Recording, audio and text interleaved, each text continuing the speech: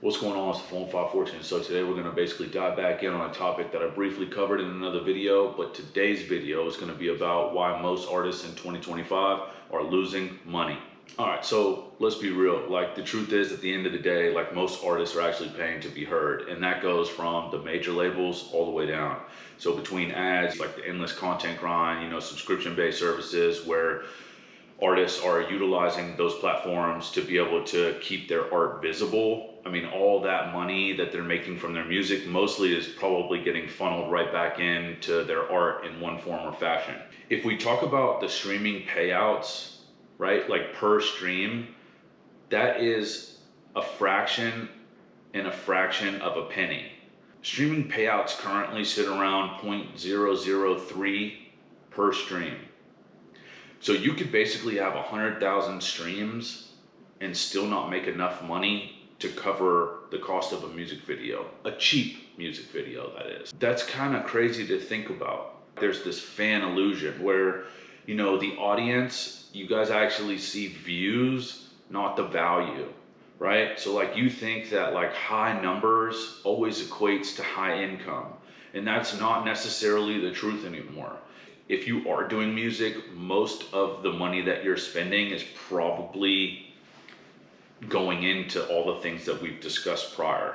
And for you to be generating at least a couple $100 a month just from the music, from the streaming platforms, I mean, you got to be into hundreds of thousands of streams consistently, right? But where are people actually making money? So you have direct to fan, right? Patreon, you have subscription, you have membership-based platforms where fans are getting able to connect with the artists specifically and show their support that way.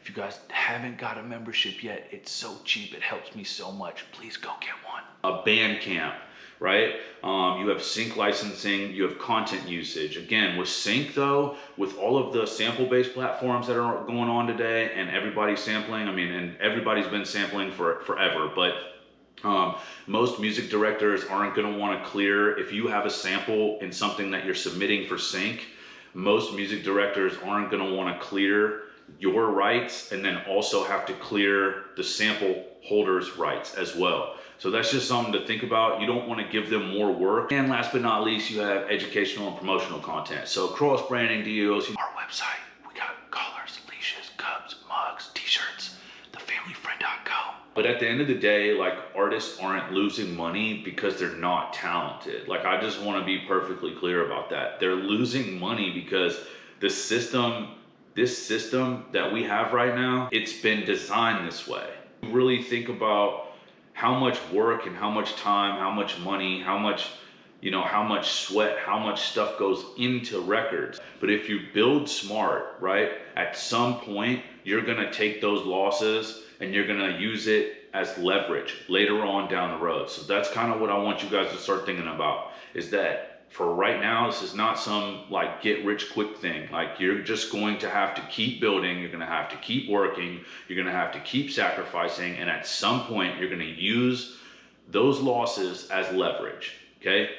Think of it like that. And I'm gonna start breaking down more of the real side of the things that have worked for me in the past and the things that haven't. So we're gonna start jumping into all that.